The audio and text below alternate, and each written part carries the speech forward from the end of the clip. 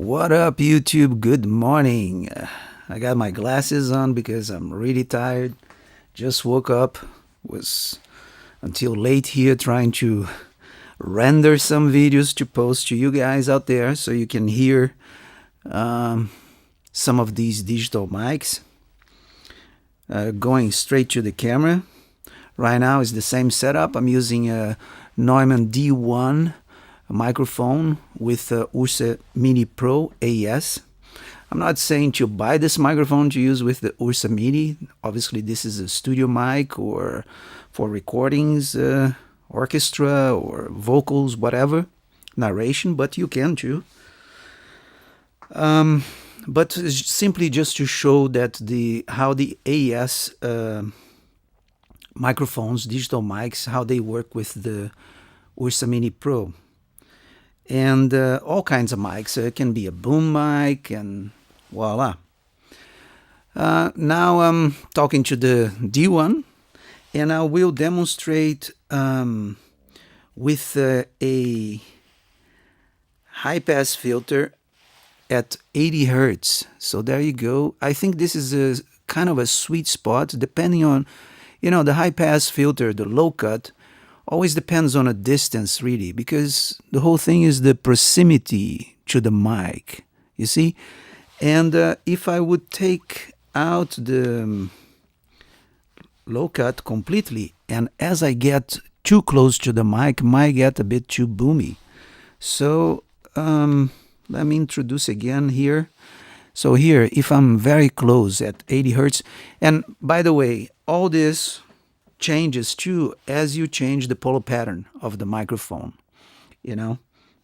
Right there is a kind of a EQ already happening to the capsule of the microphone. You're going to see that as you go to hypercardioid and so on, you start losing your bass frequency. There is already a roll off there on the low cut, on the low frequency. So right now, this is a kind of a sweet spot, and now I'm in cardioid. I like this at 80 hertz. Eliminate some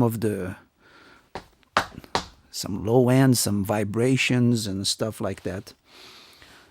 But, you can do this in post, You can just put a low-cut filter later on. But for location booming, this is quite helpful because some of the stuff you really can't take out after becomes a bit more difficult. So you can, but if you can do already as you record, I'm a big believer. It needs to sound already good at the source. Right now, I can't hear really my voice. If I had headphones, I could play a little bit more with the microphone and the distance and my volume, my dynamics, right? And compress my own sound. So there you have it. I'm gonna go back to 40 hertz here. And for me, around 160 hertz, then it kind of starts sounding too thin for my taste. So there you go. I'm gonna go back to 40. This is at 40.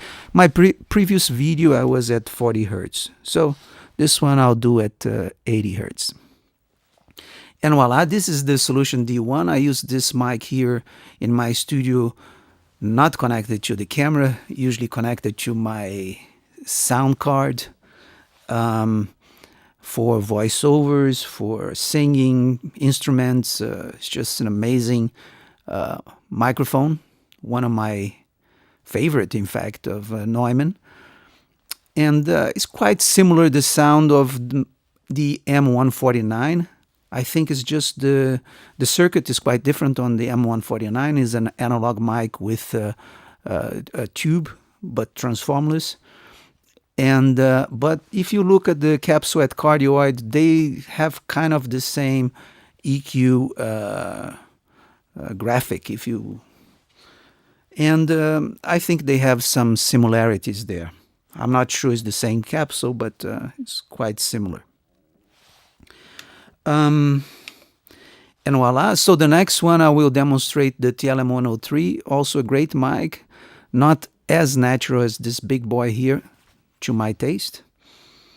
And there you go. My name is Jorge Riesenfeld. I hope this was informative. And have a great day. Bye.